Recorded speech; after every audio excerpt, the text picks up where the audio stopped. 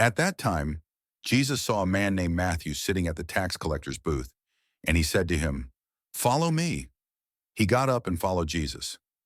While Jesus was at table in Matthew's house, many tax collectors and sinners came and sat down with Jesus and his disciples. Some Pharisees saw this and asked the disciples, "Why does your teacher eat with tax collectors and sinners?" Jesus heard this and answered, "It is not the healthy who need a doctor, but the sick." Learn what this means. I desire mercy, not sacrifice, for I have not come to call the righteous, but sinners. The gospel of the Lord. Praise to you, Lord Jesus Christ. Proclamation of the gospel of Jesus Christ according to Matthew, chapter 9, verses 9 to 13. Hello, welcome to our channel. Today we're going to walk together through another moving passage of the gospel, Matthew 9, verses 9 to 13. This is Jesus' irresistible invitation to Matthew, the tax collector, a story about calling, mercy, conversion, and the way God looks at human beings. Grab your Bible, open your heart, and let's understand every word of this encounter that continues to echo today in the lives of those who feel unlikely or unworthy in the world's eyes. What happened before this passage? Before this scene, Jesus was healing a paralytic in Capernaum, showing power and compassion before an attentive crowd. Amid admiring and critical looks, he showed that he has the authority to forgive sins and heal diseases, shaking up traditions and expectations. In that atmosphere of change and newness, Jesus, walking once more, finds Matthew at work, and everything changes. Let's explore each verse in detail, bringing examples to help us apply these teachings to our daily lives. So get comfortable and let's get started. Verse 9. As Jesus went on from there, he saw a man named Matthew sitting at the tax collector's booth. "Follow me," he told him, and Matthew got up and followed him. Let's start with the calling. Jesus passes by and sees Matthew, who is at the tax collector's booth. Just this scene alone is worth a lot of thought.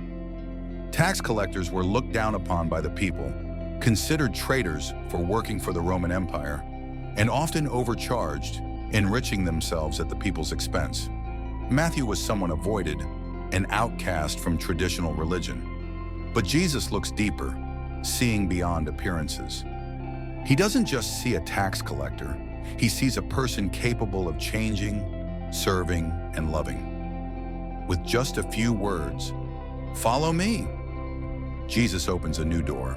He calls Matthew to a new direction, to leave routine behind, to take a risk, to let go of the past, of money, of a bad reputation, of old habits. And Matthew surprises everyone. He gets up immediately, leaves everything, and follows Jesus. It's a quick decision, without delay or excuses. This shows that God's call does not depend on our past, nor does it require us to be ready beforehand. It depends on the response of our heart in that moment. What if Matthew had refused? How many stories are never lived out because we don't get up when Jesus calls? This phrase of Jesus, "Follow me," still echoes for every person today, including you. How have you responded to God's invitation in your daily life? Verse 10. While Jesus was having dinner at Matthew's house, many tax collectors and sinners came and sat with Jesus and his disciples. Notice how the scene changes. Jesus is now at Matthew's house, sitting at the table with other tax collectors and people considered sinners. The simple act of sitting down to eat was, at that time, a sign of friendship and deep acceptance. Jesus is not afraid of what others will think. He chooses to be with the despised, the outcasts, the marginalized by religion or society. He shows that for God, no one is beyond the reach of love. Imagine the atmosphere. People marked by the disapproving looks of their neighbors, but receiving a different look from Jesus, who shares bread, listens, welcomes, converses, and restores hope.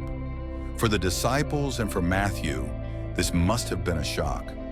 For many there, it was the first time they felt worthy, received without judgment.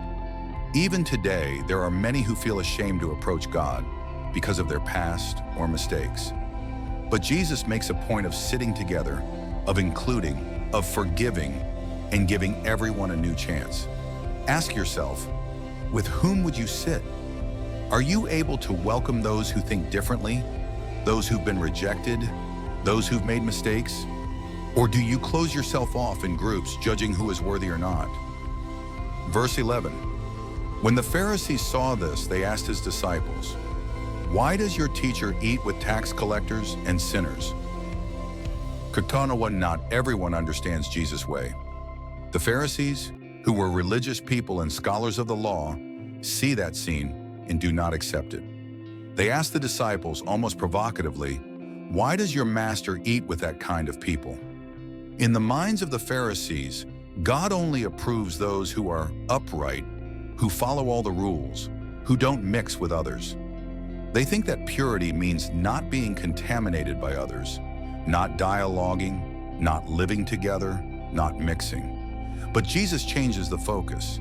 He shows that God loves everyone, especially those who most need help, forgiveness, and a new start. The criticism of the Pharisees is still real today. Many still think that church, religion, and the things of God are only for the good. How often do judgments and exclusions drive away precisely those who most need to find welcome? Jesus teaches that love is not limited by rules. It opens itself to the concrete needs of people. As you reflect on this, ask yourself, have I looked at anyone with judgment? Do I feel better than others? How would I react if Jesus sat at the table with people I prefer to avoid? Verse 12. But when Jesus heard this, he said, "It is not the healthy who need a doctor, but the sick." Jesus answers in a direct and wise way.